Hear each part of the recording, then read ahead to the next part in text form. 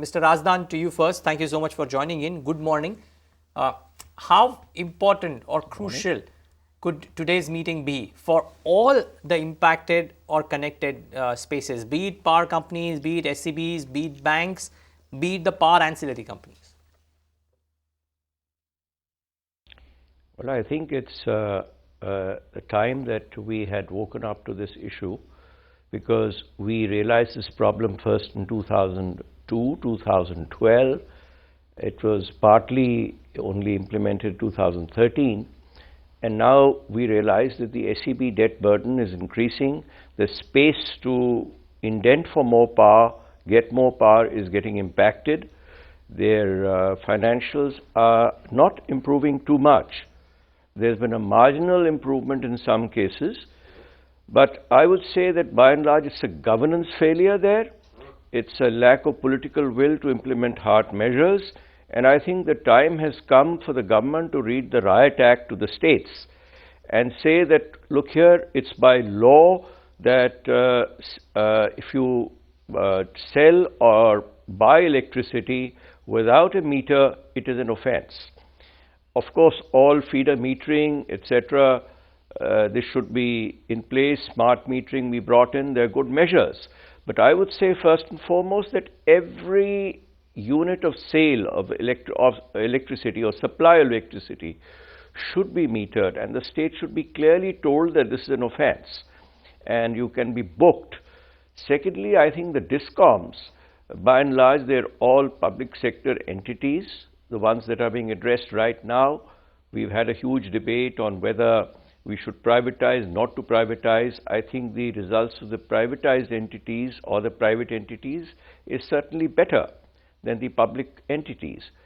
I would say that something which was envisaged in the 2012 exercise, we should seriously follow it up, that there should be the lenders on the managements of these companies. They should scrutinize what they're doing, how they're enforcing the law, and not leaving it to political masters or lethargy within the organization, or incompetence or even corruption.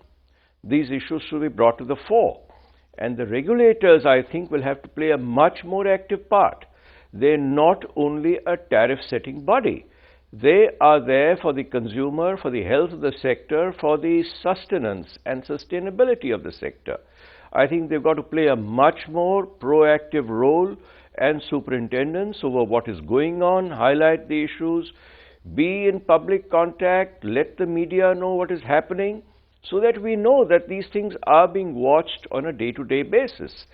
And at least periodically, maybe a monthly exercise, board meetings, etc., and these are all public institutions. We are looking at greater transparency, and I think institutions which need a far closer watch than we've been putting on them. Right. We can, you see, transfer some of the liabilities to the states. Mr. Razdan, just want to really discuss what we at ET Now are picking up right now. And we understand that 4.3 lakh crore rupee bad loans from 9 state electricity boards, and states may take over all electricity board debts right now. They also may issue sovereign guarantee bonds. Centre may relax the borrowing limit as well for states. FRBM limit may be eased by 25 to 100 basis points. And this move, of course, is going to be a big boost to PSU banks. I'll come to the gentleman from Canara Bank in just a bit. But Mr. Razdan, just sticking by you, what is your reaction to if this kind of a package actually comes by? Well, it will certainly help the financial institutions. It will provide more space to the Discoms to go and buy more power, because at the moment the overall PLF of our plants is quite low. It is fallen below 60%. And if we are going to, in the future times, have more renewable power coming in, this has to be purchased by the Discoms. So we need to improve their health. But at the same time, you see, you can't keep opening a tap into a bucket and not plugging the leak, because the problem is going to get worse and worse. How much you can keep pumping in? And power is a very essential component of the economy. A lot of investment is expected, and with the massive thrust of the government, and rightly so, on renewable power. You will need purchasers for this power. Luckily, the prices have come down substantially and to very good levels, but even 5 rupees unit power with the added cost of transmission and maybe some compensating power added to it, it is going to cost probably 7 rupees, unless of course limited quantities bundled with very cheap power. But right now the nighttime power rates in any case on the grid are very low. So we will need to make sure that every unit of power that is purchased is the revenue is realized and the losses are minimized, and the gap between the cost of supply and the ARR, which has come down, but it still is about 0.73 rupees to a unit.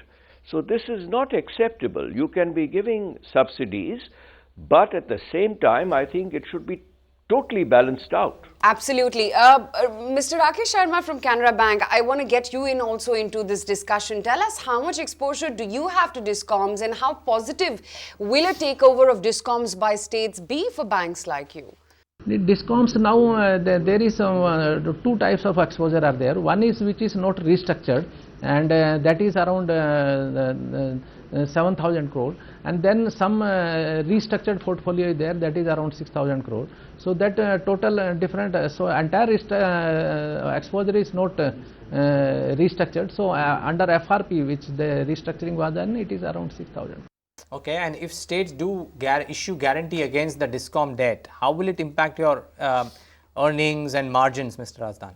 Now basically, like if the government of course will come out with the funds, if they convert it into bonds, certainly of course there will be a net impact will not be there, because some provision we are already holding since it is this is restructured, so that provision will be released. There will be some reduction in interest rate, but this will be compensated by the provision which is being released. That is number one.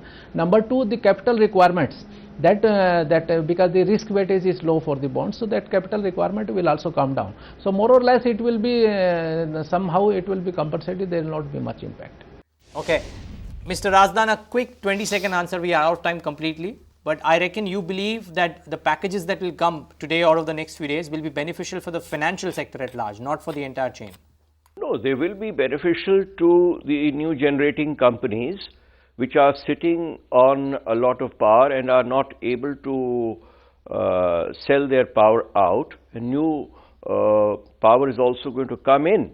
But I would only be satisfied that we have found a fix to the basic problem, and that is lack of governance or inefficiency or corruption down the line. So unless that is addressed, we could only be postponing this another exercise coming in the coming days. But of course it will relieve a lot of pressure. It will certainly give a boost to the generating companies who are sitting on assets, are unable to sell their assets because the Discoms have been unable to buy.